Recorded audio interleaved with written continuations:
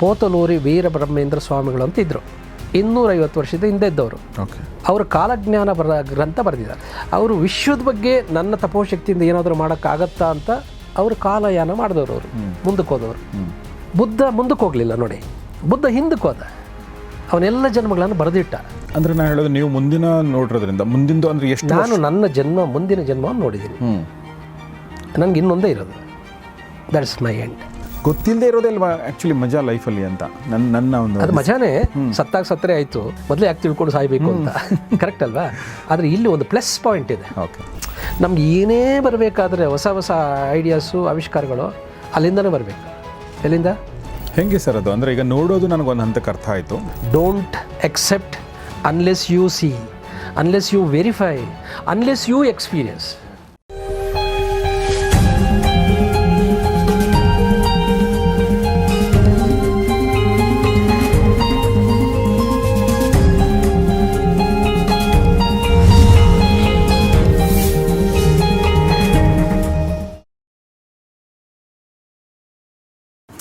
ಸ್ನೇಹಿತರೆ ನಮಸ್ಕಾರ. ಗೌರಿ ಶಕ್ಕಿ ಸ್ಟುಡಿಯೋದ ವಿಶೇಷ ಕಾರ್ಯಕ್ರಮ ಮಾನಸ ಸರೋವರ, ನಿಮಗೆಲ್ಲ ಆತ್ಮೀಯ ಸ್ವಾಗತ. ನಾನು ಗೌರಿ ಶಕ್ಕಿ.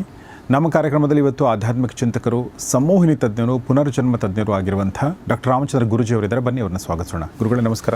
ನಮಸ್ತೆ. Welcome to the show. ನಮಸ್ತೆ. ಸೊ ಸ್ನೇಹಿತರೆ, ಇವತ್ತು ಡಾಕ್ಟರ್ ರಾಮಚಂದ್ರ ಗುರೂಜಿ ಅವ್ರ ಜೊತೆಗೆ ನಾನು ಮಾತಾಡಬೇಕು ಅಂದ್ಕೊಂಡಿರೋದು ಏನು ಅಂತಂದರೆ ಅದು ಟೈಮ್ ಟ್ರಾವೆಲ್ ಬಗ್ಗೆ. ಟೈಮ್ ಟ್ರಾವೆಲ್ ಬಗ್ಗೆ ಮಾತಾಡೋಕ್ಕಿಂತ ಮುಂಚೆ ಒಂದು ವಿಚಾರವನ್ನು ಹೇಳಬೇಕು. ಅದೇನೆಂದರೆ ಡಾಕ್ಟರ್ ರಾಮಚಂದ್ರ ಗುರೂಜಿಯವರು ಈ ಮೇ 8ರಿಂದ 17ನೇ ತಾರೀಕಿನವರೆಗೆ ಈಗಲ್ಟನ್ ರೆಸಾರ್ಟ್, ಮೈಸೂರು ರೋಡು, ಇಲ್ಲಿ past life regression training program ಮಾಡ್ತಾ ಇದ್ದಾರೆ. ಆಸಕ್ತರು ಅದರಲ್ಲಿ ಭಾಗವಹಿಸ್ಬೋದು. ಅದರೆಲ್ಲ ಡೀಟೇಲ್ಸನ್ನು ಕೂಡ ನಾನು ಕಮೆಂಟ್ ಬಾಕ್ಸಲ್ಲಿ, ಕಮ್ಯುನಿಟಿ ಪೇಜಲ್ಲಿ ಹಾಕಿರ್ತೀನಿ. ಅದನ್ನು ನಮ್ಮ ಸ್ಕ್ರೀನ್ ಮೇಲೆ ಕೂಡ ನಂಬರ್ ಇರುತ್ತೆ, ಆಸಕ್ತರು ಗಮನಿಸಿ ಅಂತ ಕೇಳ್ಕೊಳ್ತೀನಿ. ಇನ್ನು ಈಗ ನಾನು ಟೈಮ್ ಟ್ರಾವೆಲ್ ಬಗ್ಗೆ ಮಾತಾಡೋದಾದರೆ ಒಂದಷ್ಟು ನನಗೆ ಕೆಲವೊಂದು ನಮ್ಮ ಪುರಾಣಗಳಲ್ಲಿ ಬಂದಂಥ ಕೆಲವೊಂದು ಕಥೆಗಳು ನೆನಪಿಗೆ ಬರ್ತವೆ. ಆ ಕಥೆಗಳನ್ನು ಕೂಡ ನೀವು ಕೂಡ ಕೇಳಿರ್ತೀರಿ. ಓಕೆ, ಅದ್ರ ಬಗ್ಗೆ ನಾನು ಮಾತಾಡೋಕ್ಕೆ ಹೋಗಲ್ಲ. ನೇರವಾಗಿ ಪ್ರಶ್ನೆಗೆ ಬರೋದಾದರೆ ಟೈಮ್ ಟ್ರಾವೆಲ್ ಅಂದರೆ ಏನು? ಸಿಂಪಲ್ ಪ್ರಶ್ನೆ. ಮತ್ತು ಇದು ಸಾಧ್ಯನಾ ಅನ್ನೋದು ಎರಡನೇ ಪ್ರಶ್ನೆ. ಇದು ಕಾಲಯಾನ ಅಂತ, ಕಾಲಾತೀತ ಪ್ರಯಾಣ ಅಂತ. ಅದು ತಿಳ್ಕೊಳ್ಳೋಕ್ಕಿಂತ ಮುಂಚೆ ಕಾಲಬಾಧಿತ ಮನಸ್ಸು ಅಂತ ಒಂದಿದೆ ನಮಗೆ, ಕಾಲಾತೀತ ಮನಸ್ಸು ಅಂತ ಇನ್ನೂ ಒಂದಿದೆ ನಮ್ಮ ಒಳಗಡೆ. ನಾವೆಲ್ಲರೂ ಕೂಡ ಕಾಲಬಾಧಿತ ಮನಸ್ಸನ್ನು ಹೊಂದಿದವರು. ನಮಗೆ ಗತ ಜನ್ಮದಲ್ಲಿ ನಾನೇನಾಗಿದ್ದೆ ಅಂತ ಎಲ್ಲಿ ನೆನಪಿಲ್ಲ. ಯಾಕೆಂದರೆ ಕಾಲಬಾಧಿತ ಮನಸ್ಸು, ಅದಕ್ಕೆ ನೆನಪಿಲ್ಲ. ಅದೇ ನಾಳೆ ಏನು ನಡೀತದೆ ನಮ್ಗೆ ಗೊತ್ತಿಲ್ಲ. ಯಾಕೆಂದರೆ we are restricted to the time. ಇವತ್ತಿಗಷ್ಟೇ ರೆಸ್ಟ್ರಿಕ್ಟ್ ಆಗಿದೆ, ನಾಳೆಗೆ ಹೋಗೋಷ್ಟು ಮೆಚುರಿಟಿ ಇಲ್ಲ ಅದಕ್ಕೆ. ಅಂದರೆ ಕಾನ್ಷಿಯಸ್ ಮೈಂಡು ಕಾಲಬಾಧಿತ ಮನಸ್ಸು. ಬೇರೆ ಸಬ್ ಕಾನ್ಷಿಯಸ್ ಮೈಂಡು ಅಂತ ಇದೆಯಲ್ಲ, ಸುಪ್ತ ಮನಸ್ಸು, ಅಂತರ್ಮನಸ್ಸು, ಅದು ಕಾಲಾತೀತ, ಟೈಮ್ಲೆಸ್. ಓಕೆ, ಅದು ಹಿಂದಕ್ಕೆ ಎಷ್ಟು ಸಾವಿರ ವರ್ಷ ಬೇಕಾದ್ರೂ ಹೋಗ್ಬೋದು, ಮುಂದಕ್ಕೆ ಎಷ್ಟು ಸಾವಿರ ವರ್ಷ ಬೇಕಾದ್ರೂ ಮುಂದಕ್ಕೆ ಹೋಗ್ಬೋದು. ಮುನ್ನರಿವು, ಹಿನ್ನರಿವು, ಹಿಂಪ್ರಯಾಣ, ಮುಂಪ್ರಯಾಣ ಸೇರಿಸಿದ್ರೆ ಅದು ಟೈಮ್ ಟ್ರಾವೆಲಿಂಗ್ ಆಗತ್ತೆ. ಬೆಸ್ಟು ಎವಿಡೆನ್ಸ್ ಕೊಡ್ತೀನಿ ನಾನು. ಈಗ ನಾವು ಪುರಾಣದಲ್ಲಿ ಏನೇನೋ ಕಥೆಗಳು ಹೇಳಿದ್ದಾರೆ ಈ ಟೈಮ್ ಟ್ರಾವೆಲ್ ಬಗ್ಗೆ, ಅದು ನಾವು ನೋಡಿಲ್ಲ. ಹೌದು, ಆದರೆ ನಾವು ನೋಡಿರೋದು ಅಥವಾ ನಾವು ನಂಬಬಹುದಾದಂಥ ಒಂದಷ್ಟು ಸತ್ಯಗಳು. ಆಂಧ್ರ ಪ್ರದೇಶದಲ್ಲಿ ಪೋತಲೂರಿ ವೀರಬ್ರಹ್ಮೇಂದ್ರ ಸ್ವಾಮಿಗಳು ಅಂತ ಇದ್ದರು.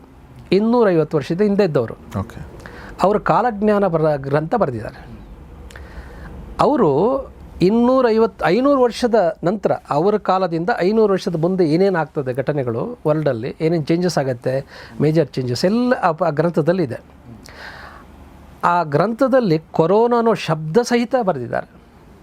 ಅಂದರೆ ಮೊನ್ನೆ ಆಯ್ತಲ್ಲ ಕೊರೋನಾ 2021ನಲ್ಲಿ, ಅದರ ಬಗ್ಗೆ ಬರೆದಿದ್ದಾರೆ. ಈ ಕಾಯಿಲೆಯಿಂದ, ಈ ವ್ಯಾಧಿಯಿಂದ ಸಾವಿರಾರು ಜನ ಸಾಯ್ತಾರೆ ಅಂತಕ್ಕಂಥ ಪ್ರಸ್ತಾಪ ಮಾಡಿದ್ದಾರೆ. ಹಾಗಾದರೆ 250 ವರ್ಷದ ಹಿಂದೆ ಬದುಕಿದ್ದಂಥ ಆ ಮಹನೀಯರು ಈಗ ನಡೀತಕ್ಕಂಥ ಇದು ಹೆಂಗೆ ಗೊತ್ತಾಗ್ತದೆ ಅವರಿಗೆ, ಹೆಂಗೆ ಕಾಣಿಸ್ತು ಅಂದರೆ ಅವರು ಟೈಮ್ ಟ್ರಾವೆಲ್ ಮಾಡ್ಕೊಂಡು ಹೋಗಿದ್ರು ಮುಂದೆ. ಹೈಲೈಟ್ಸ್ ಅಂತಾರೆ ಅದಕ್ಕೆ, ಎಲ್ಲವನ್ನೂ ಹೇಳೋದಿಲ್ಲ ಅವರು. ಹೈಲೈಟ್ಸ್, ಪ್ರಳಯ ಯಾವಾಗತ್ತೆ ಅಥವಾ ಯಾವ ದುರ್ಘಟನೆ ಬರ್ತದೆ, ಯಾವ ಏನು ಪ್ರಮುಖ ವ್ಯಕ್ತಿ ಸಾಯ್ತಾನೆ, ಇದು ಅವರೊಬ್ಬರೇ ಬರೆದಿದ್ದಾರೆ. ನಾಸ್ಟ್ರಡಾಮಸ್ ಬರೆದಿದ್ದಾರೆ. ನಾಸ್ಟ್ರಡಾಮಸ್ ತುಂಬ ಜನ ನಂಬ್ತಾರೆ. ಅದಾದಮೇಲೆ ಇಲ್ಲೇ ಕೈವಾರ್ ನಾರಾಯಣಪ್ಪನವರು ಕಾಲಜ್ಞಾನ ಗ್ರಂಥ ಯಾರು ಬೇಕಾದ್ರೂ ಪುಸ್ತಕ ತೊಗೊಂಡು ಓದ್ಬೋದು, ಇದೆ, ಇಟ್ ಈಸ್ ಅವೈಲಬಲ್. ಅವರು ಬರೆದಿದ್ದಾರೆ ಟೈಮ್ ಟ್ರಾವೆಲಿಂಗ್ ಬಗ್ಗೆ. ಅಷ್ಟೇ ಯಾಕೆ, ಮಾರ್ಗಾನ್ ರಾಬರ್ಟ್ಸನ್ ಅವನು ಬರೆದಿದ್ದಾನೆ. 1898ರಲ್ಲಿ ಪ್ರಕಟ ಆದಂಥ ಪುಸ್ತಕ 1912ರಲ್ಲಿ ನಡೆದಂಥ ದುರಂತದ ಬಗ್ಗೆ ಸಂಪೂರ್ಣವಾಗಿ ಅವನು ಬರೆದಿದ್ದಾನೆ, ಕಣ್ಣಿಗೆ ಕಟ್ಟುವ ಹಾಗೆ. ಏನು ದುರಂತ ಬರೆದಾನೆ? ಟೈಟಾನಿಕ್ ಅನ್ನೋ ಹಡಗು ಮುಳುಗಿತ್ತಲ್ಲ, ಓಕೆ ಓಕೆ, 1912ರಲ್ಲಿ ಆಗಿದ್ದು ಟ್ರಾಜಿಡಿ. ಇವನು ಪುಸ್ತಕ ಪಬ್ಲಿಷ್ ಮಾಡಿರೋದು 1898ರಲ್ಲೇ. ದ ರೆಕ್ ಆಫ್ ಟೈಟಾನ್ ಅಂತ ಪುಸ್ತಕದ ಹೆಸರು. ಯಾರು ಬೇಕಾದ್ರೂ ನೋಡ್ಬೋದು ಅದನ್ನು. ಅದರಲ್ಲಿ ಏನು ಮಾಹಿತಿ ಅಂತ ನೋಡಿದ್ರೆ ನೀವು ಟೈಟಾನಿಕ್ ಸಿನಿಮಾ ನೋಡಿರ್ತೀರಲ್ಲ, ಅಟ್ಲೀಸ್ಟ್ ಅದೆಲ್ಲ ಅದರಲ್ಲಿದೆ, ಆ ಪುಸ್ತಕದಲ್ಲಿದೆ. ಹೆಂಗೆ ಬರ್ದ? ಅವನು ಟೈಮ್ ಟ್ರಾವೆಲಿಂಗ್ ಮಾಡಿದ. ಅಷ್ಟೇ ಯಾಕೆ, ಇದು ಅವ್ರದ್ದಾಯ್ತು ಕತೆ, ನಿಮ್ಮದು ಹೇಳಿ ಗುರೂಜಿ ಅಂತಂದರೆ ನಂದೇ ಹೇಳ್ತೀನಿ. ನಾನು ಟೈಮ್ ಟ್ರಾವೆಲಿಂಗ್ ಮಾಡಿದ್ದೀನಿ. ಬುದ್ಧ ಮಾಡಿದ್ದಾನೆ, ಅವನು 640 ಲೈಫ್ಗಳನ್ನ ಬರೆದಿದ್ದಾನೆ. ಜಾತಕ ಟೇಲ್ಸ್ ಆಫ್ ಬುದ್ಧ ಅನ್ನೋದ್ರಲ್ಲಿ ಇದೆ ಬುದ್ಧನ ಜಾತಕತೆಗಳು. ಇನ್ನು ಟೈಮ್ ಟ್ರಾವೆಲಿಂಗ್ ಅಲ್ಲದೆ ಇನ್ನೇನದು, ಈ ಲೈಫ್ ಟೈಮಲ್ಲಿ ಅವನು 600 ಜನ್ಮಗಳ ಹಿಂದೆ ಹೋಗಿ ಟ್ರಾವೆಲ್ ಮಾಡಿ ಅದನ್ನೆಲ್ಲ ನಾನು ಏನೇನು ಜನ್ಮದಲ್ಲಿ ಏನೇನಾಗಿದೆ ಅಂತ ಬರ್ತಿದ್ದಾನೆ ಸವಿಸ್ತಾರವಾಗಿ. It is also time travelling. ಅದು ಅವನೇ ಬರೆದಿದ್ದ ಅಥವಾ ಅವನೇ ಬರೆದಿರೋದು? ಓಕೆ. ಬುದ್ಧನ ಜಾತಕ ಕಥೆಗಳು ಅಥವಾ ಜಾತಕ ಟೇಲ್ಸ್ ಆಫ್ ಪುಸ್ತಕದಲ್ಲಿದೆ. ಇವ್ರು ಬರೆದಿದ್ದಾರೆ, ಮಹಾವೀರರು ಬರೆದಿದ್ದಾರೆ, ಭವಾವಳಿ ಅಂತ. ಅವರು has return is past lives. ಅರ್ಥ ಆಗ್ತಾ ಇದೆಯಾ? ಇವ್ರನ್ನ ಯಾರು ಏನು ಅಲ್ಪಜ್ಞಾನಿಗಳು ಅಂತ ಹೇಳೋಕ್ಕಾಗಲ್ವಲ್ಲ, ಅವರೆಲ್ಲ ಜ್ಞಾನಿಗಳು. ಅವರು ಸುಳ್ಳು ಬರೆಯೋ ಅವಶ್ಯಕತೆ ಇಲ್ಲ. ಅದಾದಮೇಲೆ ನಾನು ಅವಾಗಲೇ ಹೇಳ್ತಾ ಇದ್ದೆ, ಮಹರ್ಷಿ ವಾಲ್ಮೀಕಿ ಮುಂದೆ ನಡೆಯುವ ರಾಮಾಯಣವನ್ನು ಹಿಂದೆನೇ ಬರೆದಿದ್ದಾರೆ. ಓಕೆ. ಎಲ್ಲ ದೃಶ್ಯಗಳನ್ನು, ಎಲ್ಲ ಸನ್ನಿವೇಶಗಳು ಬರೆದಿದ್ದಾರೆ. Ramayana was written before Ramayana happened. Okay. Ramayana ಘಟಿಸಿದ ಮೇಲೆಲ್ಲ ಬರೆದಿದ್ದದು. ಹಾಗೆ ನಾನು ನನ್ನ ಮುಂದೆ ನೋಡ್ಕೊಂಡಿದ್ದೀನಿ, ನನ್ನ ಹಿಂದೆನೂ ನೋಡ್ಕೊಂಡಿದ್ದೀನಿ. ಇದು ನಾನಾಯಿತು. ನನ್ನ ಕ್ಲಾಸಲ್ಲಿ ಬರ್ತಕ್ಕಂಥ ವಿದ್ಯಾರ್ಥಿಗಳಿಗೆಲ್ಲ ಈ ಅನುಭವ ಮಾಡಿಸ್ತೀನಿ ನಾನು. ಟೈಮ್ ಟ್ರಾವೆಲಿಂಗ್ ಅವರು ಮುಂದಕ್ಕೆ ಹೋದಾಗ ಅವರು ಯಾವಾಗ ಸಾಯ್ತಾರೆ, HD ಕ್ವಾಲಿಟಿ ವಿಡಿಯೋದಲ್ಲಿ ಫ್ಯಾಕ್ಟ್ಸ್, ಫಿಗರ್ಸ್, ಆ ಕಾರ್ ನಂಬರ್ ಹೇಳ್ತಾರೆ. ಇನ್ನು 20 ವರ್ಷಕ್ಕೆ ಆಕ್ಸಿಡೆಂಟು ಆಗ್ತಕ್ಕಂಥ ಕಾರ್ ನಂಬರ್ ಹೇಳ್ತಾರೆ. ಅಷ್ಟು ಅಕ್ಯುರೇಟೆಡಾಗಿ ಅವ್ರು ನೋಡ್ಬೋದು. ಎಲ್ರಿಗೂ ಆಗತ್ತಾ? ಎಲ್ರಿಗೂ ಅಟ್ ಎ ಟೈಮ್ ಆಗದೆ ಇರ್ಬೋದು. ಯಾರು ಆ ಕರೆಕ್ಟ್ ಆ ಫ್ರೀಕ್ವೆನ್ಸಿ, ಕಮ್ಯುನಿಕೇಷನ್ ನಡಿಬೇಕಾದ್ರೆ ಒಂದು ಸರ್ಟನ್ ಫ್ರೀಕ್ವೆನ್ಸಿ ಇರುತ್ತೆ, ರೇಡಿಯೋ ಕಮ್ಯುನಿಕೇಷನ್ ಅಂತಾರೆ. ಆ ಫ್ರೀಕ್ವೆನ್ಸಿಗೆ ಹೋದಾಗ ಆ ವಿಡಿಯೋ ಫುಟೇಜ್ ಓಪನ್ ಆಗುತ್ತೆ ಅವನಿಗೆ, ಆಡಿಯೋ ವಿಡಿಯೋ ಎರಡು ಗೊತ್ತಾಗುತ್ತೆ ಅವನಿಗೆ. ಓಕೆ. ಸೊ ಹಿಂದಕ್ಕೆ ಹೋದರೆ ರಿಗ್ರೆಷನ್ ಆಯಿತು, ಮುಂದಕ್ಕೆ ಹೋದರೆ ಪ್ರೋಗ್ರೆಷನ್ ಆಯಿತು. ನಾನು ಎರಡನ್ನೂ ಹೇಳ್ಕೊಡ್ತೇನೆ. ಹಿಂದಕ್ಕೆ ಹೋಗಿ ಹಿಂದೆ ನೋಡೋದು ಹೇಗೆ, ಮುಂದಕ್ಕೆ ಹೋಗಿ ನಿಮ್ಮ ಭವಿಷ್ಯವನ್ನು ನೋಡೋದು ಹೇಗೆ. ನೀವು ಹೋಗಿ ಯಾರ ಹತ್ರ ಕೈ ಕೊಟ್ಟು ತೋರಿಸಿ ನಾನು ಭವಿಷ್ಯ ಹೇಳೋ ಅನ್ನೋ ಅವಶ್ಯಕತೆನೇ ಬರೋದಿಲ್ಲ ನಿಮಗೆ. ಯಾಕೆಂದರೆ ಇಲ್ಲಿ ಭವಿಷ್ಯ ಹೇಳೋ ನಾನಲ್ಲ, ಜ್ಯೋತಿಷಿ ಅಲ್ಲ. ನಿನ್ನ ಭವಿಷ್ಯವನ್ನು ನೀನು ನೋಡ್ಬೋದು. ಓಕೆ. ಅಂದರೆ ಪ್ರತಿದಿನದಲ್ಲ, ಹೈಲೈಟ್ಸ್, ಓಕೆ, ದುರಂತಗಳು ಅಥವಾ ಏನೋ ಒಂದು ಮೇಜರು ಇದಾಗ್ತದೆ. ನನಗಾಗಿ ಹುಟ್ಟಿರ್ತಕ್ಕಂಥ ಆತ್ಮಸಂಗಾತಿ ಎಲ್ಲಿದ್ದಾಳೆ, ಅವಳ ಹೆಸರೇನು, ಯಾವ ಇಯರಲ್ಲಿ ನನಗೆ ಅವಳು ಅಲೈನ್ ಆಗ್ತಾಳೆ, ಎಲ್ಲಿ ಸಿಗ್ತಾಳೆ ಅವಳು, ಇಂಥದ್ದೆಲ್ಲ ನೋಡ್ಬೋದು. ನೀವು ಕೂಡ ನೋಡಿದ್ದೀರಾ? ನಾನು ಹಿಂದೆ ನೋಡಿದ್ದೀನಿ. ನನಗೆ ಆಲ್ರೆಡಿ ಮದುವೆ ಆಗಿರೋದ್ರಿಂದ. ಅಲ್ಲಲ್ಲ, ಅದಲ್ಲ, ಬೇರೆ ವಿಚಾರಗಳು. ಹಾಂ, ಬೇರೆ ವಿಚಾರ ನೋಡಿದ್ದೀನಿ. ಈಗ ಅಂದರೆ ನಾನು ಹೇಳೋದು, ನೀವು ಮುಂದಿನ ನೋಡಿರೋದ್ರಿಂದ ಮುಂದಿಂದು ಅಂದರೆ ಎಷ್ಟು? ನಾನು ನನ್ನ ಮುಂದಿನ ಜನ್ಮವನ್ನು ನೋಡಿದ್ದೀನಿ. ನನಗೆ ಇನ್ನೊಂದೇ ಇರೋದು. ಓಕೆ. ಒಂದೇ. ಓಕೆ. That's my end. ಹೌದಾ? ಓಕೆ. ಅದು ನಾನೇ ಚೂಸ್ ಮಾಡ್ಕೊಂಡಿರೋದು. ಓಕೆ. ಬೇಕು ಅಂತ. Okay. You can design your life, you can modify your life, you can edit your life. ನಾನು ಎಡಿಟಿಂಗ್ ಹೇಳ್ಕೊಡ್ತೀನಿ, ಲೈಫರ್ ಎಡಿಟಿಂಗ್ ಹೇಳ್ಕೊಡ್ತೀನಿ. ಅಲ್ಲ, ಈಗ ಏನಾಗುತ್ತೆ ಅನ್ನೋದನ್ನು ಅಂತ ನೀವು ಹೇಳಿದ್ರಿ, ಅದ್ರ ಜೊತೆಗೆ ನೀವು ಡಿಸೈನ್ ಮಾಡ್ಬೋದು ಅಂತಲೂ ಹೇಳಿದ್ರಲ್ಲ, ಎರಡೂ ಹೇಗೆ ಸರ್? ಹೌದೌದು. ಈಗ ಸಿನಿಮಾ ತೆಗಿತಾರೆ, ಆ್ಯಸ್ ಇಟ್ ಈಸ್ ಯಾವನೂ ನೋಡೋಕ್ಕಾಗಲ್ಲ. ಅದು ಎಡಿಟಿಂಗ್ ಸೂಟಲ್ಲಿ ಅದಕ್ಕೆ ಸ್ಪೆಷಲ್ ಎಫೆಕ್ಟ್ಸ್ ಹಾಕಬೇಕು, ಅನ್ವಾಂಟೆಡ್ ಎಲ್ಲ ಹೆಕ್ಟ್ ಮಾಡಬೇಕಲ್ವ, ಅಷ್ಟು ಲೆಂತಿ ಟೇಪನ್ನು. ಆವಾಗ ಹೆಂಗಿರ್ತದೆ ಸಿನಿಮಾ, ನೋಡುವ ಹಾಗಿರ್ತದೆ. ನಮ್ಮದು ಜೀವನ ಅನ್ನೋ ಮುಂದೆ ಇದೆಯಲ್ಲ, ಅದು ಬೋರ್ ಆಗಬಾರ್ದು, TDS ಆಗಬಾರ್ದು, ಮೊನೋಟನಸ್ ಆಗಬಾರ್ದು. We should edit it. ಅದರ ಸ್ಪೆಷಲ್ ಎಫೆಕ್ಟ್ಸ್ ಹಾಕಬೇಕು, ನಮಗೆ ಬೇಕನ್ನೋದು ಇರಬೇಕು, ಬೇಡವಂಥದ್ದೆಲ್ಲ ತೆಗಿಬೇಕು. This is possible in time travelling. ಆ ಸ್ಥಿತಿಯಲ್ಲಿ ಮಾತ್ರ ಆಗುತ್ತೆ ಅದು. ಕಾನ್ಷಿಯಸ್ ಮೈಂಡಲ್ಲಿ ಆಗಲ್ಲ. V cannot edit, V cannot modify any one.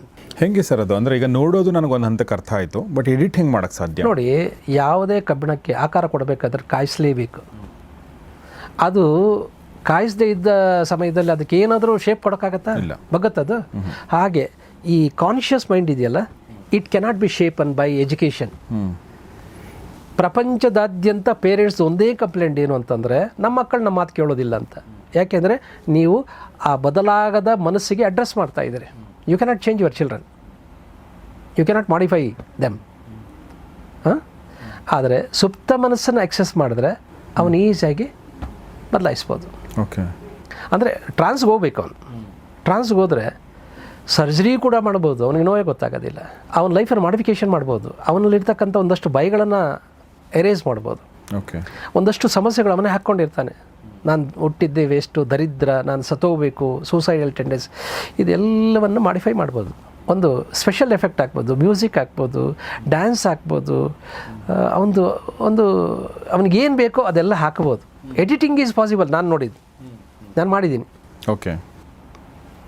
Specially ನನಗೆ I love to edit students life. Okay. ಅವ್ರ ಪರೀಕ್ಷೆ ಬಗ್ಗೆ ಎಷ್ಟು ಬೇಕೋ ಅಷ್ಟು ಎಡಿಟ್ ಮಾಡ್ತೇನೆ. ಅವ್ರ ಪ್ರೊಫೆಷನ್ ಚೂಸ್ ಮಾಡೋವರೆಗೂ ಎಡಿಟ್ ಮಾಡ್ತೇನೆ. ಸೊ ಇದು ಸಾಧ್ಯ ಆಗೋದಾದರೆ ಓಕೆ, ಮತ್ತು ನೀವು ಸಾಧ್ಯ ಅಂತ ಹೇಳ್ತಾ ಇರೋದ್ರಿಂದ ಪ್ರತಿಯೊಬ್ಬರ ಲೈಫು ಕೂಡ ತುಂಬ ಚೆನ್ನಾಗಿರ್ಬೇಕಲ್ವ? ಪ್ರತಿಯೊಬ್ಬರ ಲೈಫು ಕೂಡ ಹ್ಯಾಪಿಯಾಗಿರಬೇಕು, ಹ್ಯಾಪಿಯಾಗಿ ಮಾಡ್ಬೋದು, ನೆಮ್ಮದಿಯಿಂದ ಬದುಕೋಕ್ಕೆ ಸಾಧ್ಯ ಆಗ್ಬೋದು. ಬಟ್ ತುಂಬ ಜನ ನೆಮ್ಮದಿಯಿಂದ ಬದುಕೋದು ಕಾಣ್ತಾ ಇಲ್ಲ. ಯಾಕೆ ಅಂತಂದರೆ ಇವ್ರ ಜೀವನ ಪರ್ಯಂತ ಮಾಡ್ತಿರೋದು ಎಫರ್ಟ್ ಏನು ಅಂತಂದರೆ ಬೇರೆಯವ್ರನ್ನ ಬದಲಾಯಿಸೋಕೆ ನೋಡ್ತಿದ್ದಾರೆ. ನಮ್ಮನ್ನು ನಾವು ಯಾವತ್ತೂ ಬದಲಾಯಿಸ್ಕೋಬೇಕು ಅನ್ನೋ ಕಡೆ ಎಫರ್ಟ್ ಕೂಡ ಹಾಕಲಿಲ್ಲ, ಚಿಂತನೆ ಮಾಡಲಿಲ್ಲ. I am okay, others R not okay. ಎಲ್ಲರದ್ದು ಇದೆ ಕಂಪ್ಲೇಂಟ್. ಫಸ್ಟ್ ಆಫ್ ಆಲ್ ನಾನೇ ಸರಿ ಇಲ್ಲ. ನಾನು ಸರಿ ಹೋದರೆ ಜಗತ್ತೆಲ್ಲ ನಂಗೆ ಸರಿಯಾಗಿ ಕಾಣ್ತದೆ. ಹಾಗಾಗಿ ಸ್ವಯಂ ಪರಿವರ್ತನೆ ಸಾಧ್ಯ. ಅದನ್ನು ನನ್ನ ಮೇಲೆ ನಾನು ಅಪ್ಲೈ ಮಾಡ್ಕೊಂಡಿದ್ದೀನಿ. ಅಧಿಕಾರಯುತವಾಗಿ ಗರ್ವದಿಂದ ಹೆಮ್ಮೆಯಿಂದ ಹೇಳ್ತಾ ಇದ್ದೀನಿ. ನಾನು ಹೇಗಿದ್ದೆ ಈಗ ಹೇಗಿದ್ದೀನಿ. ನಾನು ನಟೋರಿಯಸ್ ಆಗಿದ್ದೆ ಒನ್ಸ್ ಆಫ್ ಎ ಟೈಮ್. ಈಗ ಅದು ಆ ನಟೋರಿಯಸ್ ಇಲ್ಲವಲ್ಲ ನನ್ನಲ್ಲಿ. ಆ ಸಾಫ್ಟನ್ ಮೈ ಮೈಂಡ್ ಅಲ್ವಾ, ನಂಗೆ ಮಾಡ್ಕೊಳ್ಳೋಕ್ಕಾಗಿದೆಯಲ್ಲ. ಏನೂ ಸಾಧಿಸಿದವನೊಬ್ಬ ಏನೋ ಸಾಧಿಸುವ ಹಂತಕ್ಕೆ ಬಂದಿದ್ದೀನಲ್ಲ. ಅಂದರೆ ನಮ್ಮನ್ನು ನಾವು ಮಾಡಿಫಿಕೇಷನ್ ಮಾಡ್ಬೋದು ಸೆಲ್ಫ್. ಸೊ ನೀವು ಹೇಳಿದಾಗ ನನಗೆ ಇನ್ನೊಂದು ಯೋಚನೆ ಬಂದಿದ್ದೇನೆಂದರೆ, ಒಂದು ಟೈಮ್ ಟ್ರಾವೆಲ್ ಬಗ್ಗೆ ಮಾತಾಡ್ತಾ ಇದ್ದೀವಿ ನಾವು. ಈಗ ನೀವು ನಿಮ್ಮ ಲೈಫನ್ನು ನೋಡಿದ್ರಿ. ಈಗ ಅವ್ರ ಕೈವಾರ ತಾತಯ್ಯ ಇರಬಹುದು, ನಾರಾಯಣಪ್ಪ ಇರಬಹುದು, ಅಥವಾ ನೀವು ಆಂಧ್ರ ಪ್ರದೇಶದ ಒಬ್ಬ ವೀರಬ್ರಹ್ಮೇಂದ್ರ ಸ್ವಾಮಿ, ಅವರು ಜಗತ್ತನ್ನು ನೋಡಿದ್ರಲ್ಲ, ಅದನ್ನು ನೋಡೋಕ್ಕಾಗತ್ತಾ? ಎಲ್ಲ ಮುಂಬರುವ ಜಗತ್ತಂತಂದರೆ ಅಂದರೆ ಅವರು ವಿಶ್ವದ ವಿದ್ಯಮಾನಗಳು ಅಂದರೆ ಮುಂಬರುವ ವಿದ್ಯಮಾನಗಳು ಹೇಗಿರ್ತವೆ ಅನ್ನೋ ಒಂದು ಕ್ಲೂ ಸಿಕ್ಕಿದರೆ, ಅರ್ಲಿ ಡಯಾಗ್ನೋಸ್ ಮಾಡಿದ್ರೆ ಅದನ್ನು ಪ್ರಿವೆಂಟ್ ಮಾಡ್ಬೋದಲ್ವಾ. ಈ ಕ್ಯಾನ್ಸರು ಇನ್ಫೆಂಟ್ ಸ್ಟೇಜಲ್ಲೇ ನಾವು ಡಯಾಗ್ನೋಸ್ ಮಾಡಿದ್ರೆ ಅದನ್ನು ಟ್ರೀಟ್ ಮಾಡ್ಬೋದು. ಹಾಗೆ ಮುಂದೆ ಏನೋ ಒಂದು ಟ್ರಾಜಿಡಿ ಬರ್ತದೆ. ಈ ಸೋಲ್ ಪ್ಲ್ಯಾನಲ್ಲಿ ಇರ್ತದೆ. ಅದು ಜಾತಕ ಅನ್ನೋದು ಸೋಲ್ ಪ್ಲ್ಯಾನ್. ಅದು ಅಲ್ಲ, ಅವರು ಬೇರೆ ಅಂದರೆ ತಮ್ಮ ಬಗ್ಗೆ ಬರೆದಿರಲು ಗೊತ್ತಿಲ್ಲ, ಬಟ್ ಜಗತ್ತಿನ ಬಗ್ಗೆ ಬರೆದಲ್ಲ. ಈಗ ಕೊರೋನಾ ಬರುತ್ತೆ ಅಂತ ಮುಂಚೆನೇ ಗೊತ್ತಿದ್ದರೆ ಅದನ್ನು ಪ್ರಿವೆಂಟ್ ಹೇಗೆ ಮಾಡೋಕ್ಕೆ ಸಾಧ್ಯ ಅಲ್ಲ, ಯಾರೂ ನಂಬಿರಲಿಲ್ಲ ಕೊರೋನಾ ಅನ್ನೋದರ ಅರ್ಥ ಮಾಡ್ಕೊಳ್ಬೇಕಾದ್ರೆ. ಆ ಕಾನ್ಸೆಪ್ಟು ಇದರ ಪೂರ್ವದಲ್ಲಿ ನಮಗೆ ಪರಿಕಲ್ಪನೆ ಇರಲಿಲ್ಲ. ಹಾಗಾಗಿ ಅದನ್ನು ಅದ್ರ ಬಗ್ಗೆ ತಲೆ ಕೆಡ್ಸ್ಕೊಳಕ್ಕೆ ಹೋಗಲಿಲ್ಲ. ಯಾವಾಗ ಕೊರೋನಾ ಬಂದು ಆಯ್ತಲ್ಲ, ಇದರ ಉಲ್ಲೇಖ ಇದರಲ್ಲಿ ಇದೆಯಲ್ಲ ಅನ್ನೋದು ಗೊತ್ತಾಯಿತು. ಅದ್ರ ಬಗ್ಗೆ ಟೆಲಿಕಾಸ್ಟು ಆಯಿತು. ಆ ಗ್ರಂಥದಲ್ಲಿ ಏನು ಉಲ್ಲೇಖ ಇದೆ ಅನ್ನೋದನ್ನು ಟೆಲಿಕಾಸ್ಟ್ ಮಾಡಿದ್ದಾರೆ. ಅಂದರೆ prevention is better than cure ಅಂತ. ಅವ್ರಿಗೇನು ಅಂದರೆ ಮಹನೀಯರವರು, ಅವ್ರಿಗೇನು ಬೇಕಾಗಿರಲಿಲ್ಲ. ಅವರು ವಿಶ್ವದ ಬಗ್ಗೆ ನನ್ನ ತಪೋಶಕ್ತಿಯಿಂದ ಏನಾದರೂ ಮಾಡೋಕ್ಕಾಗತ್ತಾ ಅಂತ ಅವರು ಕಾಲಯಾನ ಮಾಡಿದವರು. ಅವರು ಮುಂದಕ್ಕೆ ಹೋದವರು. ಬುದ್ಧ ಮುಂದಕ್ಕೆ ಹೋಗಲಿಲ್ಲ ನೋಡಿ, ಬುದ್ಧ ಹಿಂದಕ್ಕೆ ಹೋದ, ಅವನೆಲ್ಲ ಜನ್ಮಗಳನ್ನು ಬರೆದಿಟ್ಟ. ಮಹಾವೀರ ಹಿಂದಕ್ಕೆ ಹೋದ, ಎಲ್ಲ ಜನ್ಮಗಳನ್ನು ಬರೆದಿಟ್ಟ. ಇವರು ಭವಿಷ್ಯದ ಬಗ್ಗೆ ಬರೀಲಿಲ್ಲ. ನಾಸ್ಟ್ರಡಾಮಸ್ ಭವಿಷ್ಯದ ಬಗ್ಗೆ ಬರೆದಿದ್ದಾನೆ. ಲೇಡಿ ವಂಗ ಅಂತ ಒಬ್ಬಳು ಲೇಡಿ ಇದ್ದಾಳೆ, ಕುರುಡಿ. ಅವಳು ಎಷ್ಟೋ ಪ್ರಿಡಿಕ್ಷನ್ಸ್ ಅವಳು ಮಾಡಿದ್ದಾಳೆ. ಹೆಂಗೆ ಮಾಡೋಕ್ಕಾಗತ್ತೆ? ನಾಳೆ ಯಾವತ್ತೋ ನಡೆಯೋದು. ಅಷ್ಟಾಕೆ ಅರಸೀಕೆರೆಯಲ್ಲಿ ಒಂದು ಸ್ವಾಮೀಜಿ ಗದ್ದಿಗೆ ಇದೆ, ಅದರಲ್ಲಿ ಅವರು ಮುಂದೆ ನಡೆಯುವ ವಿದ್ಯಮಾನಗಳೆಲ್ಲ ಗ್ರಂಥದಲ್ಲಿ, ತಾಳೆ ಗ್ರಂಥಗಳಲ್ಲಿ ಬರೆದಿಟ್ಟಿದ್ದಾರೆ. ಹೆಂಗೆ ಬರೆದಿದ್ದಾರೆ ಅದನ್ನೇ ಈಗಿನ ಸ್ವಾಮೀಜಿಗಳು ಒಂದೊಂದನ್ನೇ ಹೇಳೋದು. ಅವರು ಓಕೆ, ಈ ವರ್ಷದ ಭವಿಷ್ಯ ಹೀಗಿದೆ, ಇನ್ನು 5 ವರ್ಷದ ಭವಿಷ್ಯದ ಹೀಗಿದೆ, ದೇಶದ ಭವಿಷ್ಯ ಹೀಗಿದೆ, ಪ್ರಪಂಚದ ಭವಿಷ್ಯದ ಹೆಂಗೆ ಅವ್ರು ಯಾರೋ ಹಿಂದೆ ಇದ್ದಂಥ ಸ್ವಾಮೀಜಿಗಳು ಹೆಂಗೆ ಬರೆದಿಟ್ಟರು ಅವರು ಗದ್ದಿಗೆಯಲ್ಲಿ ಆ ಗ್ರಂಥಗಳನ್ನು ಇಟ್ಟಿದೆ, ತಾಳೆ ಗ್ರಂಥಗಳಲ್ಲಿ. ಅಂದರೆ ಇಟ್ ಈಸ್ ಪಾಸಿಬಲ್ ಅನ್ನೋದು ನಮಗೆ ಈ ಕ್ಲೂಸ್ ಹೇಳ್ತದೆ. ನಾನು ಈ ಕ್ಲೂಸನ್ನೇ ನಂಬ್ಕೊಂಡವನಲ್ಲ. ನಾನು ಪ್ರತಿಯೊಬ್ಬರ ವ್ಯಕ್ತಿಗಳಲ್ಲಿ ಇದಾಗತ್ತಾ ಅಂತ ನಾನು ಯಾವಾಗಲೂ ನಮ್ಮ ವರ್ಕ್ಶಾಪಲ್ಲಿ ಮಾಡ್ತಿರ್ತೀವಿ ನಾವು. ನನ್ನ ಹತ್ರ ಬಹಳಷ್ಟು ಜನ ಪೇರೆಂಟ್ಸು ಮಕ್ಕಳನ್ನೇನು ಕರ್ಕೊಂಡು ಬರ್ತಾರೆ ಗೊತ್ತಾ? ಇವನ್ ಫ್ಯೂಚರ್ ಹೇಗಿದೆ ಹೇಳಿ ಅಂತಾರೆ. ಅಮ್ಮ, ಇವನ್ ಫ್ಯೂಚರ್ ಹೇಳೋದಕ್ಕೆ ನಾನು ಜ್ಯೋತಿಷಿ ಅಲ್ಲ, ಅವನ ಫ್ಯೂಚರ್ ಅವನ ಕೈಯಲ್ಲೇ ತೋರಿಸುವಂಥ ಒಂದು ಕಣ್ಣು ಓಪನ್ ಮಾಡ್ತೀನಿ. ಲೆಟ್ಸ್ ಸಿ ಅವನಿಗೇನು ಕಾಣ್ತದೆ ಅವನು ಹೇಳಿ. ಎಲ್ಲ ಹೇಳಿದ ಮೇಲೆ ಏನಾದರೂ ಮಾಡಿಫಿಕೇಷನ್ ಬೇಕಂತ ಕೇಳ್ತೀನಿ ಪೇರೆಂಟ್ಸನ್ನು. ಇಲ್ಲ ಮಾಡಿಫಿಕೇಷನ್ ಬೇಕು, ಮಾಡಿಫಿಕೇಷನ್ ಮಾಡ್ತೀನಿ. ಆ ವಿದ್ಯಾರ್ಥಿಗಳಿಗೆ ಏನು ಅನಿಸುತ್ತೆ ಆ ಥರ ನೋಡಿದಾಗ? ಅದ್ಭುತ. ಅದೊಂದು ಸುವರ್ಣಾವಕಾಶ. ಎಲ್ರಿಗೂ ಭವಿಷ್ಯ ನೋಡುವ ಯೋಗ ಇಲ್ವೇ? ಜನಸಾಮಾನ್ಯರಿಗೆ ಈ ಕಾನ್ಸೆಪ್ಟೇ ಗೊತ್ತಿಲ್ವೇ? ಬಟ್ ನನಗೆ ಕೆಲವೊಂದು ಸಲ ಅನಿಸುತ್ತೆ, ಅಂದರೆ ನಾನೊಬ್ಬ ನಾರ್ಮಲ್ ವ್ಯಕ್ತಿಯಾಗಿ ನಾಳೆ ಏನು ಅಂತ ನನಗೆ, ಅಂದರೆ ನಾನು ನಾಳೆ ಏನು ಎರಡಿದೆ. ಒಂದು ನಾಳೆ ಏನು ಅನ್ನೋದು ನಾನೇ ಕ್ರಿಯೇಟ್ ಮಾಡ್ತೀನಿ, ಎಷ್ಟು ಸಾಧ್ಯ ಆಗುತ್ತೆ ಅಷ್ಟು ಅನ್ನೋದೊಂದು. ಓಕೆ, ಎರಡನೇದು ನಾಳೆ ಎಲ್ಲ ಗೊತ್ತಿದ ಮೇಲೆ ನನಗೇನು ಇಂಟ್ರೆಸ್ಟ್, ಲೈಫ್ ಬಗ್ಗೆ ಇಂಟ್ರೆಸ್ಟೇ ಇರಲ್ವಲ್ಲ, ನಾಳೆ ಏನು ಗೊತ್ತಿಲ್ಲದೆ ಇರೋದೇ ಅಲ್ವಾ ಆ್ಯಕ್ಚುಲಿ ಮಜಾ ಲೈಫಲ್ಲಿ ಅಂತ ನನ್ನ ಒಂದು. ಅದು ಮಜಾನೇ, ಸತ್ತಾಗ ಸತ್ತರೆ ಆಯಿತು, ಮೊದಲೇ ಯಾಕೆ ತಿಳ್ಕೊಂಡು ಸಾಯಬೇಕು ಅಂತ. ಕರೆಕ್ಟ್ ಅಲ್ವಾ? ಆದರೆ ಇಲ್ಲಿ ಒಂದು ಪ್ಲಸ್ ಪಾಯಿಂಟ್ ಇದೆ. ಓಕೆ, ಈಗ ಜ್ಯೋತಿಷ್ಯ ಶಾಸ್ತ್ರದಲ್ಲಿ ಹೇಳೋದೇನಂತಂದರೆ ನಿನಗೆ ಅಪಮೃತ್ಯು ಇದೆ ಅಂತ. ಓಕೆ, ಆದರೆ ಅದನ್ನು ಹೇಗೆ ಬ್ರಿಡ್ಜ್ ಮಾಡಿ ಕಂಟಿನ್ಯೂ ಮಾಡೋದು ಅನ್ನೋದು ಅದರಲ್ಲಿಲ್ಲ. ಓಕೆ, ನಮ್ಮಲ್ಲಿ ಅದನ್ನು ಕಂಟಿನ್ಯೂ ಮಾಡೋದು ಹೇಗಿದೆ, ಓಕೆ, ಅದೊಂದು ಗುಡ್ ನ್ಯೂಸ್ ಇದೆ ಅಲ್ಲಿ. ಇದು not a sad news. Yes, I agree with you. ಇನ್ನು ಎರಡನೇ ಪ್ರಶ್ನೆ ಈ ಸಲ ಈ ಒಂದು ಎಪಿಸೋಡಲ್ಲಿ ಕೇಳಬೇಕಂತಿರೋದು ಏನಂದರೆ ಅದು ಆಟೋ ರೈಟಿಂಗ್ ಬಗ್ಗೆ. ಈ ಆಟೋ ರೈಟಿಂಗ್ ಅಂದರೆ ಏನು? ಓಕೆ, ಈ ಆಟೋ ರೈಟಿಂಗ್ ಬಗ್ಗೆ ಒಂದಷ್ಟು ಕೇಳಿದ್ದೀವಿ, ಅಂದರೆ ಓಕೆ, ನೀವು ಅದ್ರ ಬಗ್ಗೆ ಒಂದಷ್ಟು ಹೇಳಿದ್ರು ಕೂಡ ಇದಕ್ಕಿಂತ ಮುಂಚೆ ಕೂಡ. ಬಟ್ ಅದು ನಮ್ಮ ಆಡಿಯನ್ಸ್ಗೆ ಅದನ್ನು ತುಂಬ ಸಿಂಪಲ್ಲಾಗಿ ಹೇಳೋದಾದರೆ ಏನು ಸರ್ ಇದು ಆಟೋ ರೈಟಿಂಗ್ ಅಂದರೆ? ನನ್ನ ಪ್ರಯತ್ನ ಇಲ್ಲದೆ ಬರೀತಕ್ಕಂಥ ಒಂದು ಬರವಣಿಗೆ ಅದು. ಈಗ ನಾನು ಏನೇ ಮಾಡಬೇಕಾದ್ರೆ ಎಫರ್ಟ್ ಅಂತ ಇದೆ. ಹೌದು, ನನ್ನ ಎಫರ್ಟ್ ಇಲ್ಲದೆ ನಾನು ಬರೆಯೋಕ್ಕಾಗಲ್ಲ. It's my effort. ಕೆಲವೊಂದ್ಸಲ ಎಫರ್ಟ್ ಹಾಕಿದ್ರು ಬರೆಯೋಕ್ಕಾಗಲ್ಲ. ಕರೆಕ್ಟ್ ಅಲ್ಲ, ಬ್ಲಾಂಕ್ ಆಗಿಬಿಡ್ತೀವಿ ಪರೀಕ್ಷೆಯಲ್ಲಿ, ಬ್ಲಾಂಕ್ ಆಗ್ತೀವಿ. ಈ ಆಟೋ ರೈಟಿಂಗ್ ಅಂತಂದರೆ ನನ್ನ ಪ್ರಮೇಯ ಇಲ್ಲದೆ, ನನ್ನ ಐಚ್ಛಿಕ ಪ್ರಮೇಯ ಇಲ್ಲದೆ ತಾನಾಗೇ ಬರೀತಕ್ಕಂಥ ಒಂದು ಬರವಣಿಗೆ ಇದೆಯಲ್ಲ, ಅದು ಆಟೋ ರೈಟಿಂಗ್. ಓದದ, ನನಗೆ ತಿಳಿಯದ ಆ ವಿಷಯಗಳ ಬಗ್ಗೆ ಬರೆಯೋದಿದೆಯಲ್ಲ, that is called auto writing. ಯಾರು ಹಂಗೆ ಬರೀತಾರೆ, ಹೆಂಗೆ ಬರೋಕ್ಕೆ ಸಾಧ್ಯ? ವಾಲ್ಮೀಕಿಯವರು ಬರೆದಿದ್ದು ಅದೇ ವಿಧಾನದಲ್ಲಿ. ಈಗ ವಾಲ್ಮೀಕಿ ಯಾರವನು? ಪೂರ್ವಾಶ್ರಮದಲ್ಲಿ ದರೋಡೆಕಾರ, ಓದಿದವನ, ಅನ್ಪಡ್ ಆದ್ಮಿ, ನಾವು ಕೇಳಿರೋ ಹಾಗೆ, ಹೌದಾ? ಸಂಸ್ಕೃತ ಗೊತ್ತಿಲ್ಲದವನು, ಸುಸಂಸ್ಕೃತ ವ್ಯಕ್ತಿ ಅಲ್ಲ, ಅಧ್ಯಯನ ಇಲ್ಲದವನು, ಕಾಡು ಮನುಷ್ಯ. ಅವನು ಇಂತಹ ಒಂದು ಗ್ರೇಟ್ ಪೊಯಮ್ ರಾಮಾಯಣ ಅಂತಕ್ಕಂಥ ಮಹಾಕಾವ್ಯವನ್ನು ಬರಿಬೇಕಾದ್ರೆ ಅವನಿಗೆ ವ್ಯಾಕರಣ ಗೊತ್ತಿರಬೇಕು, ಛಂದಸ್ಸು ಗೊತ್ತಿರಬೇಕು, ಮೀಮಾಂಸೆ ಎಲ್ಲ ಗೊತ್ತಿರಬೇಕಲ್ಲ. ಹೆಂಗೆ ಬರೀಲಿಕ್ಕಾಯಿತು ಅಂತಂದರೆ ಈ ಆಟೋ ರೈಟಿಂಗಿಂದ. ಅಂದರೆ ಆ ಎಬಿಲಿಟಿನ ಆ್ಯಕ್ಟಿವೇಟ್ ಮಾಡಿದ ತಕ್ಷಣ ಅವನು ಓದಬೇಕಾಗಿಲ್ಲ ಅಂತ ನಾನು ಹೇಳೋದು. ಹೀಗೆ ಬರೆದವರು ಬೇಕಾಷ್ಟು ಜನ ನಾನು ಹೇಳಬಲ್ಲೆ. ಎಸ್ ಕೆ ರಾಮಾನುಜನ್, ಕೇಂಬ್ರಿಡ್ಜ್ವರೆಗೂ ಅರ್ಥ ಮಾಡ್ಕೊಳ್ಳೋಕ್ಕಾಗಲಿಲ್ಲ ಇವನು ಬರಿತಾ ಇದ್ದಿದ್ದು ಗಣಿತ. ಎಲ್ಲಿ ಕಲಿತ ಇವನು? ಶಾಲೆಯಲ್ಲಿ ಕಲೀಲಿಲ್ಲ ಅವನು ಬರಿತಾ ಇದ್ದಿದ್ದು ಗಣಿತ ಆ ಶಾಲೆಯಲ್ಲಿ ಕಲ್ತವನಲ್ಲ ಅವನು. ಅವನ ಮೂಲಕ ದೇವಿ ಬರೆಸ್ತಾ ಇದ್ದಳು ಅಂತ ಅವನೇ ಬರ್ಕೊಂಡಿದ್ದಾನೆ. ನಾನು ಬರೆಯೋದಲ್ಲ ಇದು, ದೇವಿ ನನ್ನ ಮೂಲಕ ಬರೆಸೋದು. That is called auto writing. ಅದೇ ವಿಧಾನದಲ್ಲಿ ಮಹಾಕವಿ ಕಾಳಿದಾಸ, ಅವನ ಪೂರ್ವಾಶ್ರಮ ಏನು? ಅವನು ಕುರಿ ಕಾಯುವ ದಡ್ಡ, ಹೌದಾ? ಅಕ್ಷರಜ್ಞಾನ ಇದೆಯಾ ಅವನಿಗೆ? ಅಂಥವನು ಒಬ್ಬ ಮಹಾಕಾವ್ಯ ಬರೆದ ಅಭಿಜ್ಞಾನ ಶಾಕುಂತಲಂ ಅಂತಿಂಥ ಕಾವ್ಯ ಅಲ್ಲದು. ಈ ಕಾವ್ಯಗಳು, ಕಾದಂಬರಿಗಳು, ಕಥೆಗಳು ಬರೀಬೇಕಾದ್ರೆ ಅದು ನಾರ್ಮಲ್ ಮೈಂಡಿಂದ ಬರೆಯಲ್ಲ ಅವರು. ಕಾದಂಬರಿಗಳು ಪ್ರಯತ್ನದಿಂದ ಬರೀತಾರೆ, ಆದರೆ ಕಾವ್ಯಗಳು ನೀವು ಬರೆಯೋದಲ್ಲ, ನಿಮ್ಮ ಮೂಲಕ ಒಂದು ಶಕ್ತಿ ಬರೆಸುತ್ತೆ. ಹಾಗೆ ಬಂದಿದ್ದೆ ಮಹಾಭಾರತ, ರಾಮಾಯಣ. ಬಟ್ ಇದು ಅಂದರೆ ಈಗ ವಾಲ್ಮೀಕಿಯವರ ಬ್ಯಾಕ್ಗ್ರೌಂಡ್ ಏನು ಇರಲಿಲ್ಲ, ಆದರೂ ಬರೆದ್ರು ಅಂಥೇಳಿ ನಾವು ಓದಿದ್ದೀವಿ, ನೀವು ಹೇಳಿದ್ರಿ ಕೂಡ ಅದನ್ನು. ಅಂದರೆ ಈ ಥರ ಎಲ್ಲರೂ ಬರಿಬೋದಾ? ಯಾರು ಬೇಕಾದ್ರೂ ಬರಿಬೋದು. ಯಾರು ಈ ಥರ ಪ್ರಶ್ನೆ ಮಾಡೋರಿದ್ದರೆ ಫಸ್ಟ್ ನನ್ನ ಹತ್ರ ಬರಬೇಕು. ನಾನು ಹೇಳಿದ್ದ ನಂಬರ್ ಯಾವತ್ತೂ ಕೂಡ ನಿಮ್ಮ ಮೂಲಕ ಹೇಳ್ತಾ ಇದ್ದೆ. Don't accept unless you see, unless you verify, unless you experience. Correct ಅಲ್ವಾ? ಕರೆಕ್ಟ್. ಪ್ರತಿ ಶಿಬಿರದಲ್ಲಿ ನಾನು ಆಟೋ ರೈಟಿಂಗ್ ಎಬಿಲಿಟಿ ಆ್ಯಕ್ಟಿವೇಟ್ ಮಾಡಿದಾಗ ಅಲ್ಲಿ ಏನು ನಡೀತದೆ ಅಂತ ನಾನು ನೋಡ್ತೀನಲ್ಲ ಕಣ್ಣಾರೆ. ಕಳೆದ ಶಿಬಿರದಲ್ಲಿ ಒಬ್ಬ ಹಳೆಗನ್ನಡ 500 ವರ್ಷದ ಹಿಂದೆ ಹಳೆಗನ್ನಡ ಬರೆದಿದ್ದಾನೆ, 3 ಪುಸ್ತಕ ಬರೆದಿದ್ದಾನೆ ಅವನು. ಅವನ ವಿದ್ಯಾರ್ಹತೆ ಎಷ್ಟು? SSLC. 500 ವರ್ಷ ಹಂಪಿ ಈ ಇದರ ಮೇಲೆ ಹಾಕಿರ್ತಾರಲ್ಲ, ದೇವಸ್ಥಾನಗಳ ಮೇಲೆ ಹಳೆ ಅದು ಬರೀತಾನೆ ಅವನು. ಹೆಂಗೆ ಬರೀದಕ್ಕೆ ಸಾಧ್ಯ ಅವನಿಗೆ? ಇನ್ನೊಬ್ಬ ಬರೆದಿದ್ದಾನೆ ಜಾಪನೀಸ್ ಭಾಷೆ ಬರೆದಿದ್ದಾನೆ, ಇನ್ನೊಬ್ಬ ಕೊರಿಯನ್ ಭಾಷೆ ಬರೆದಿದ್ದಾನೆ. ಹೆಂಗೆ ಸಾಧ್ಯ ಇದು? ಇವನು ಡೇಟಾದಲ್ಲಿ ಇಲ್ವಲ್ಲ, ಅವನು ಓದ್ಕೊಂಡಿದ್ರೆ ಆಗ್ಬೋದು. ಹೌದು. ಎಲ್ಲೋ ಕೊರಿಯಾದಲ್ಲಿ ಒಂದು 10 ವರ್ಷ ಇದ್ದ ಇಲ್ಲ. Best example Sylvester Stalin. ಅವನು ಸ್ಕ್ರಿಪ್ಟ್ ರೈಟರ್, ಅವನು ಆ್ಯಕ್ಟ್ರ್ ಅಷ್ಟೇ ಅಲ್ಲ, ಸ್ಕ್ರಿಪ್ಟ್ ರೈಟರ್ ಆಲ್ಸೋ. ಅವನು ಬರೆದಿರೋ 3 ಸಿನಿಮಾಗೆ ಆಸ್ಕರ್ ಅವಾರ್ಡ್ ಸಿಕ್ಕಿದೆ. ಅವನು ಒಂದು ಲೈಫ್ ಸ್ಟೋರಿ ಓದಿದಾಗ ಗೊತ್ತಾಯಿತು ಅವನು ಆಟೋ ರೈಟಿಂಗ್ ಸಿದ್ಧಿಸ್ಕೊಂಡಿತ್ತು. ಅವನು ಸುಮ್ಮನೆ ಕಣ್ಣು ಮುಚ್ಕೊಂಡ್ರೆ ಬರಿತಾ ಇರ್ತಾನೆ. ಆಟೋ ರೈಟಿಂಗ್ ಕಣ್ಣು ಮುಚ್ಕೊಂಡು ಬರಿಬೋದು. ನಾವು ಸಾಮಾನ್ಯ ಬರಿಬೇಕಾದ್ರೆ ಕಣ್ಣು ಬಿಟ್ಕೊಂಡು ಇರ್ತೀವಿ. ಕಣ್ಣು ಮುಚ್ಕೊಂಡು ಬರಿಬೋದು, ಕಣ್ಣು ಬಿಟ್ಕೊಂಡು ಬರಿಬೋದು ಆಟೋ ರೈಟಿಂಗಲ್ಲಿ. ನಾನು ಓದದೇ ಇರತಕ್ಕಂಥ, ನಾನು ಟೆಕ್ಸ್ಟಲ್ಲಿ ಓದದೇ ಇರತಕ್ಕಂಥ, ನಾನು ಸಿಲೆಬಸ್ಸಲ್ಲಿ ಕವರ್ ಆಗದೆ ಇರತಕ್ಕಂಥ ವಿಷಯಗಳು ಬರಿಬೋದು. ಹೇಗೆ ಸಾಧ್ಯ ಅದು? ಅದು ಸಬ್ಕಾನ್ಷಿಯಸ್ ಮೈಂಡಿಂದ ಬರ್ತದೆ. ಸಬ್ಕಾನ್ಷಿಯಸ್ ಮೈಂಡ್ಗೆ ಯೂನಿವರ್ಸಲ್ ಲೈಬ್ರರಿಯಿಂದ ಕನೆಕ್ಟ್ ಆಗ್ತದೆ. ನಮ್ಗೆ ಏನೇ ಬರಬೇಕಾದ್ರೆ ಹೊಸ ಹೊಸ ಐಡಿಯಾಸು, ಆವಿಷ್ಕಾರಗಳು ಅಲ್ಲಿಂದನೇ ಬರಬೇಕು. ಎಲ್ಲಿಂದ? Source centre.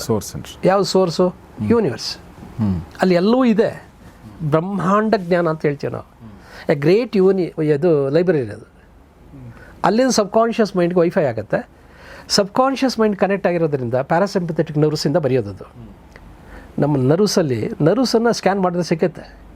ನಾನು ಯಾವಾಗಲೂ ಡಾಕ್ಟ್ರ್ ಕೇಳ್ತಿರ್ತೀನಿ, ಗೂಸ್ ಬಂಪ್ಸ್ ಬರ್ತದಲ್ಲ, ಬರ್ತದಲ್ಲ, ಕೂದಲು 90 ಡಿಗ್ರಿ ನಿಂತ್ಕೊಳ್ತವೆ. ಅದಕ್ಕೆ ಯಾವ ನರ್ವ್ಸ್ ಕಾರಣ? ಅದು ಸ್ಕ್ಯಾನ್ ಮಾಡಿ ಸಿಗುತ್ತಾ? ಇಲ್ಲ. ಅವು ಪ್ಯಾರಾಸಿಂಪಥೆಟಿಕ್ ನರ್ವ್ಸ್, ಭಾವ ಸಂವೇದನಾ ನರಗಳ ಮೂಲಕ ಈ ಆಟೋ ರೈಟಿಂಗ್ ಆಗೋದು. ಆ ಸಬ್ಕಾನ್ಷಿಯಸ್ ಮೈಂಡ್ ಟೇಮ್ ಮಾಡಿದ್ರೆ ಅದು ಬರೆಯುತ್ತೆ. ಅದು ಎಕ್ಸ್ಪೆರಿಮೆಂಟ್ ಮಾಡ್ಬೋದು, ಯಾರು ಬೇಕಾದ್ರೂ ಎಕ್ಸ್ಪೆರಿಮೆಂಟ್ ಮಾಡ್ಬೋದು. ಈಗ ಆ ಪುಸ್ತಕಗಳು ಸಿಗ್ತಾವೆ. ಮೊನ್ನೆ ಆನ್ಲೈನ್ ಕ್ಲಾಸ್ ಮಾಡಿದ್ದೆ ನಾನು. 500 ಜನ ಬಂದಿದ್ದರು. ಅವ್ರು ಬರೆದಿರೋದನ್ನು ವಾಟ್ಸಪ್ ಮಾಡಿದ್ರು. ನನಗೆ ಆಶ್ಚರ್ಯ ಅದು. ಆಟೋ ರೈಟಿಂಗ್ ಅಪ್ಲೈ ಮಾಡಿದ ತಕ್ಷಣ ಅದಷ್ಟು ಕದೆ ಬರೀತದಲ್ಲ, ಬರೆದಿರೋದು ನಂಗೆ ವಾಟ್ಸಪ್ ಮಾಡ್ತಾರೆ. ಪ್ರತಿ ಶಿಬಿರದಲ್ಲಿ ನಾನು ಕಣ್ಣಾರೆ ನೋಡ್ತಿರ್ತೀನಿ. ಯಾರು ಬೇಕಾದ್ರೂ ಪ್ರಾಕ್ಟೀಸ್ ಮಾಡ್ಬೋದು.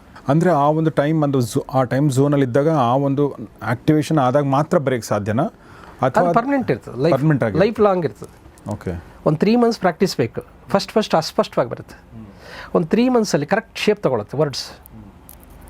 ಈ ವಿದ್ಯಾರ್ಥಿಗಳಿಗೆ ಇದು ಬರ ಆಟೋ ರೈಟಿಂಗ್ ಮೋಡು ಅವರಿಗೆ ಎಬಿಲಿಟಿ ಆಗಿಬಿಟ್ರೆ, ಇದು ಆ್ಯಕ್ಟಿವೇಟ್ ಆದರೆ ಅವರು ಒಂದು ಪ್ರಶ್ನೆಯೂ ಬಿಡದೆ ಎಲ್ಲಕ್ಕೂ ಉತ್ತರ ಬರೀತಾರೆ. ಸಿಲೆಬಸ್ ಕವರ್ ಆಗದೆ ಇರೋದನ್ನು ಬರೀತಾರೆ. ಸ್ಪೆಷಲಿ IAS IPS ಬರಿಬೇಕಾದ್ರೆ ನೀವು ನಾರ್ಮಲ್ ಮೈಂಡಿಂದ ಬರೆಯೋಕ್ಕೆ ಹೋದಾಗ ಪಾಸ್ ಮೂಡ್ಗೆ ಹೋಗುತ್ತೆ ಮೆಮೊರಿ. ಓದಿದ್ದೀನಿ, ಏನು ಜ್ಞಾಪಕ ಬರ್ತಾ ಇಲ್ಲ. ಇದರಲ್ಲಿ ಪಾಸ್ ಮೂಡೇ ಇಲ್ಲ. ಅದು ಇನ್ಸ್ಟಂಟೇನಿಯಸ್ ಆಗಿ ಬರ್ತಿರ್ತದೆ. That is advantage of auto writing. So ಅದನ್ನು ನೀವು ಕಲಿಸ್ತೀನಿ, ಹೇಳ್ಕೊಡ್ತೀನಿ. ಓಕೆ. ಚಂದ್ರಶೇಖರ್ ಉಡುಪ ಅಂತ ಸಾಲಿಗ್ರಾಮದಲ್ಲಿ ಇದ್ದರು. ಡಾಕ್ಟರ್ ಚಂದ್ರಶೇಖರ್, MBBS ಡಾಕ್ಟರ್ ಅವರು. ಅವ್ರ ಹತ್ರ ಬಂದಂಥ ಈ ಬಿಕೇಮ್ ಡಿವೈನ್ ಪರ್ಸನ್. ಮಾಂಕ್ ಆದರು ಅವರು, ಚಂದ್ರಶೇಖರ್ ಉಡುಪ ಅವರು. ಇವಾಗಿಲ್ಲ, ಈಸ್ ನೋ ಮೋರ್.